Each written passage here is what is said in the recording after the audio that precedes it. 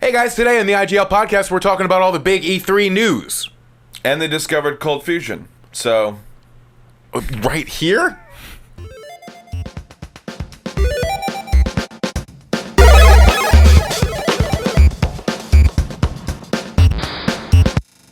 hi guys, I want to sincerely thank you for coming back to the Infinite Grenade Launcher podcast. Nothing but hearts and smiles from my heart to yours. I, of course, am your host, Timothy McGorry.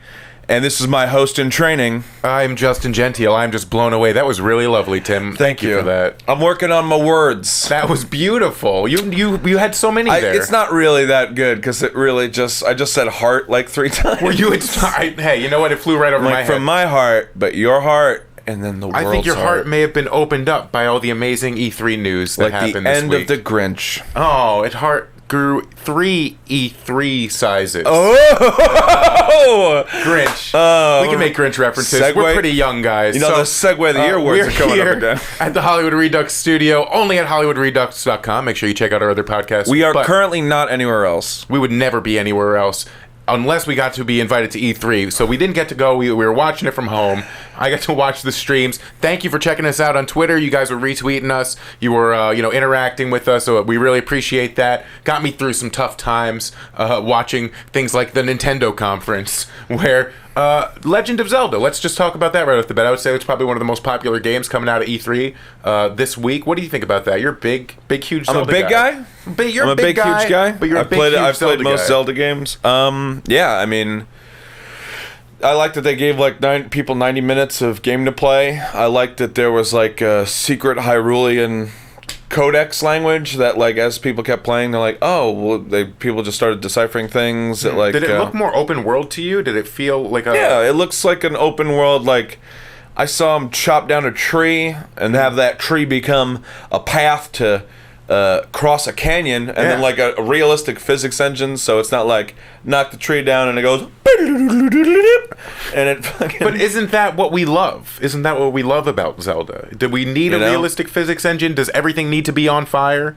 That part's interesting to me. I mean, obviously I want to light everything on fire pretty much everywhere. However, it's been a problem since my youth. I'm sending an email to a psychiatrist. Please, it's not cheap. The Zelda game looks great. Did Nintendo have any other game at E3? This is a serious question. If you guys want to tweet at us, they had the only thing I remember reading about. Like they had a Super Mario a DS game. There's like a Paper Mario coming up, and that's not the one you're talking about. And then there's it's like called like it's not a Smash game, but it's Mario like, Raw Dog. It's like a Battle All Stars kind of game. But the cover for the new game, I just remember seeing on Reddit. Someone was like, oh, it's from an old like Gummy Bears like wrapper. Like that's your new game. Like sponsored by Haribo. It just kind of shows you how little the marketing department takes that kind of... I don't understand. I don't know. You have tons of great characters.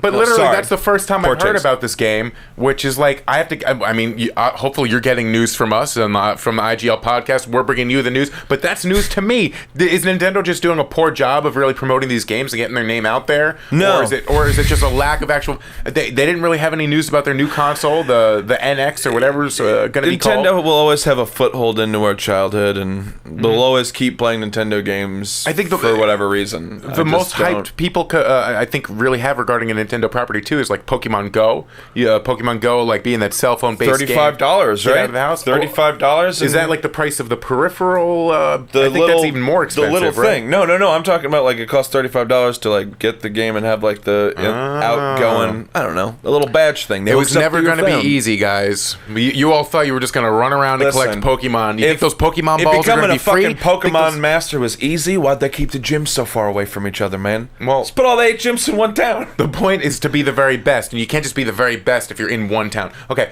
we're not talking about the rest of the games at E3. Did you watch the Ubisoft conference? You would see Watch Dogs 2. That was a big game that everyone was talking about, especially because Watch Dogs Watch Dogs the first, made such an impression originally at E3. However, Watch Dogs made a positive impression. That's what you got. Well, and the first E3, it made a positive impression in its gameplay kill videos. his nephew or his niece or something? Like, that guy from Watch Dogs is like a real shit horse. Like, he was like the character. I'm saying, like he was just like some guy that like causing all sorts of trouble. But it looked great. People thought it was really going to be, and then kind of the expectation versus reality when the game finally came out. So it's interesting to see how hyped the game is now. Keep it in the eye. Do people kind of remember? I remember that? you getting really psyched for Watch Dogs. Like, it's gonna change everything. It's just he's hacking, and look, he can hack there, and he can hack there, and he can. But now he's in San Francisco. Cue There's up cell phone parkour footage for some reason. Amen to that. Yeah, every game has. Every game. If they don't just put parkour into the remastered Crash Bandicoot, like, what else are you gonna do? Look at him though. If there's one marsupial that loves parkour, it's definitely Crash Bandicoot. I mean, like, his games are pretty much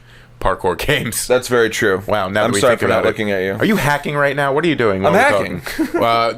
Let's talk about my favorite games and things that I saw. I mean, God of War 4 looks like just the greatest parenting game of all time. Besides Red Dead Revolver, watching my son's Redemption. Sorry. Yeah, but like, it's just even watching that kid walk through the fucking snow and just being like, Kratos, come on, wait. It's like, obviously, does this kid know that that's freaking Kratos?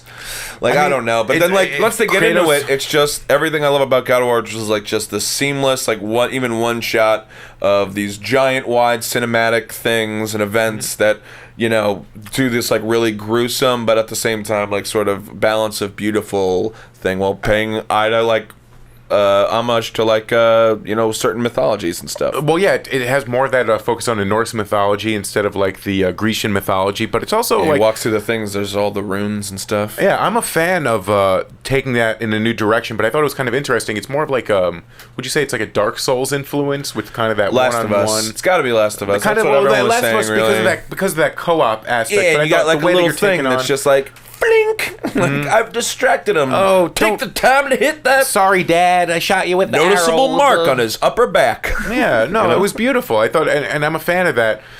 Taking that in a new direction. Did you see the android? What no one is calling the android LA Noire? the Detroit becomes human. Yeah. Detroit. Now that's Quantic Dreams, right? No, that's going to be a PS4 exclusive. Yeah, I'll play it. I mean, it just looks really interesting. Have you played other like the Heavy Rain games? Are you a fan of that kind of cinematic game? I can play those. No, I'm just kidding.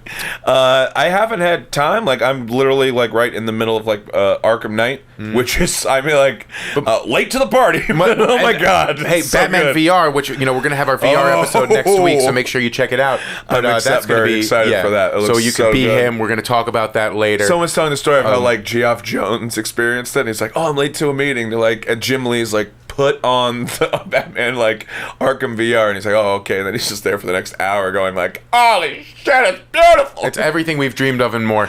There's a couple of original games that caught my eye. We Happy Few. Was that Xbox One game Fallout made by the makers and of Bioshock Infinite walk into a bar. They have an accidental pregnancy, and 9 months later, we Happy Few. And you forgot the part where they got roofied and hit the pinata, and it's a rat. Don't tell me what I remember that. Crazy. How could I forget that at this point? It's Horizon Lost Dawn. That's another You're original not taking IP. your joy. I think's the problem here. Well, I'm taking enough joy. The Days Gone. Really, PS4 coming hard with the exclusives. Man, Days Gone looks like. I mean, everyone's like, "Oh, World War Z." Like, I never heard like a game being compared to World War Z in a positive light. Like, I was like, "Oh, okay." And like, it's what it wanted to be. You're watching it, and it's just.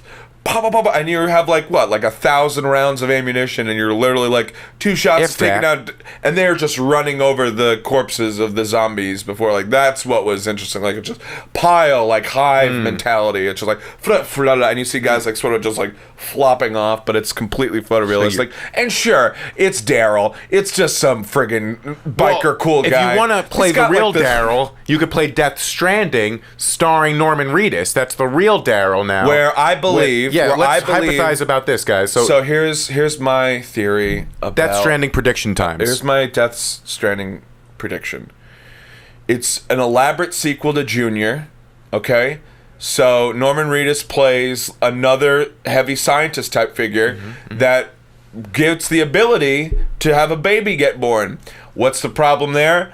You shouldn't mess with genetics. And God's all like, hey, you know what that baby's superpower is? The ability to kill fish and remove water from the planet. I would be with you, but for a Kojima game, there's not enough robots. Jump shot!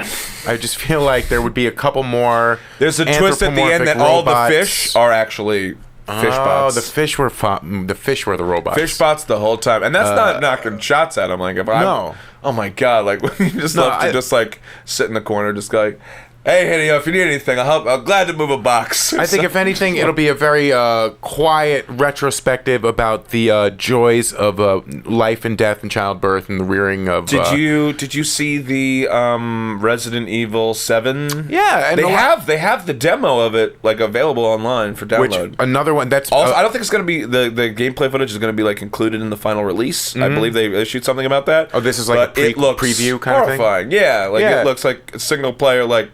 That's what Resident Evil is supposed to be. Like, scary. It's a survival horror genre. People refer to it kind of as this like reboot because it kind of goes to this but that's what Resident Evil is. It took place in the mansion. Resident Evil 4 is my favorite Resident Evil that took place in the weird Eastern European village. Where that was the horror for me, and that kind of reminded me of the same aspect in Resident Evil 7 Evil 4 is just like a near perfect game. Mm-hmm.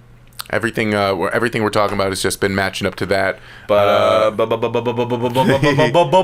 Battlefield 1? You want to talk that Battlefield 1 maybe? I've seen some gameplay footage that's really impressive with the Battlefield 1. I gotta say, for a game that's a game genre that I'm not into besides Overwatch, something that's really colorful that catches my eye, Battlefield 1 seems like there's really a lot of destructible elements, a lot of cool stuff going on there. And it's a time that, I mean, the first Battlefield games that I got into were the same. So it's kind of like very nostalgic for me. Right. I like playing a history lesson. Yeah. So I mean, feel like there I'm could learning. be something that sure. At the Feel very like least, learning about that trench foot.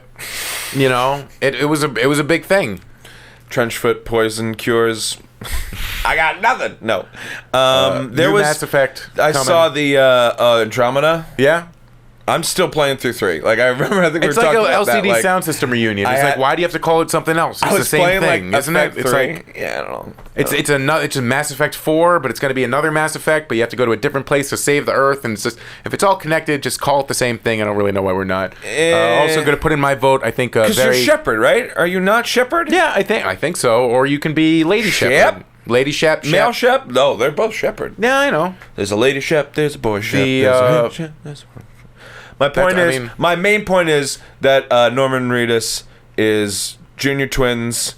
Junior twins. There need to be more games with Norman Reedus. They're doing a junior twins hybrid, much like the Men in Black 21 Jump Street franchise. You mean the Double Mint twins, like the junior twins? Yes. Like from the gum? No. What? I don't know. I'm not really making any sense. All right. Well, that's going to wrap it up for our E3 episode, you guys. We were just overwhelmed with all this news that was coming in here. Did you have something you wanted to say to wrap it up? Otherwise, we are here at the Hollywood Redux studio. I'm your host, Justin Gentile. You could find me on Twitter at Justin_Gentile. You could find me on the internet, in the real world, mostly in California these days. My name's Timothy McGorry. My Instagram and Twitter handle, I believe, is at McGorry's Quest. Yes, and I believe that quest is just to become a more fulfilled, more McGorry. More McGorry. And that's going to do it for today. That's like a second stand-up album name, like, a little bit more McGorry. Thank you guys for joining us. Make sure you subscribe and check out our other videos, probably over here, probably over there. I'm not really sure, but if you want to watch any of our Twitch sessions, you can check it out in the channel below. So hope you guys have a great day. Thanks for watching. And also, if you just check out HollywoodRedux.com and our other lovely podcasts there, K-Files, Writer's Room, and then ours, which is this, the Infinite Grenade Launcher. Have a good day, everybody. Bye.